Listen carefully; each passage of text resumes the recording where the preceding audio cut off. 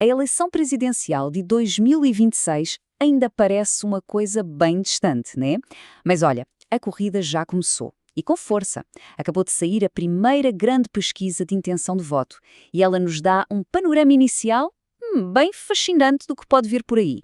Bora mergulhar nesses números para entender o cenário. Então, a pergunta que todo o mundo quer saber: quem está na frente nesse começo de jogo? A pesquisa da Real-Time Big Data nos dá a primeira fotografia clara do tabuleiro político atual. Vamos ver quem largou na frente e qual é a distância para os concorrentes. Primeiro, vamos direto ao ponto. O cenário principal. É aqui que a gente encontra o confronto que, basicamente, dá o pontapé inicial para toda essa discussão. E olha só os nomes que foram testados. De um lado, o atual presidente Lula. Do outro, o senador Flávio Bolsonaro e o governador do Paraná, Ratinho Júnior. É um confronto bem direto que já coloca em campo forças políticas muito bem definidas.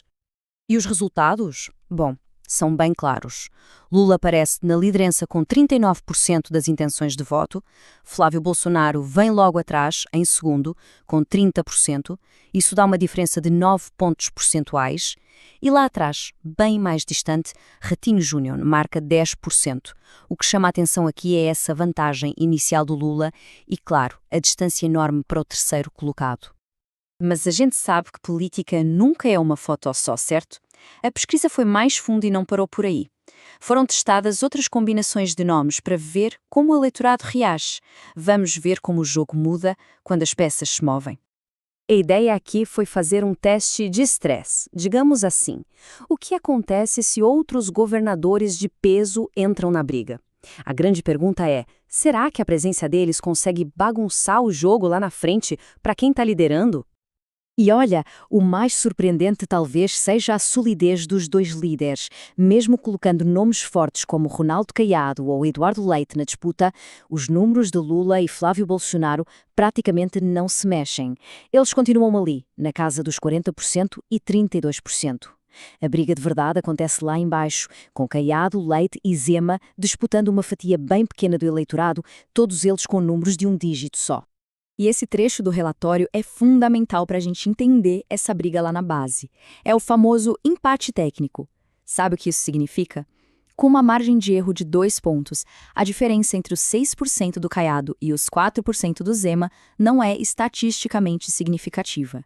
O mesmo vale para o Eduardo Leite, com uns 5%. Na prática, estão todos embolados, lutando no mesmo patamar. Ok, mas dá para confiar nesses números?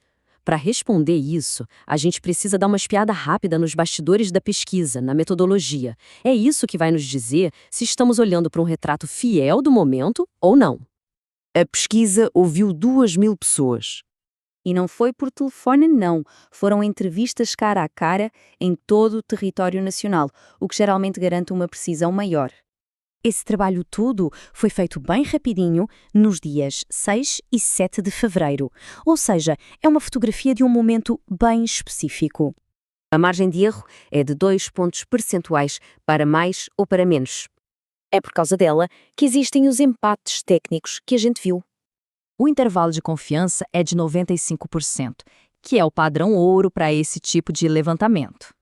E, claro, está tudo devidamente registrado no Tribunal Superior Eleitoral, o que garante total transparência ao processo. Beleza, depois de ver os cenários e entender como a pesquisa foi feita, vamos juntar as peças do quebra-cabeça. O que essa primeira foto da corrida eleitoral realmente nos diz?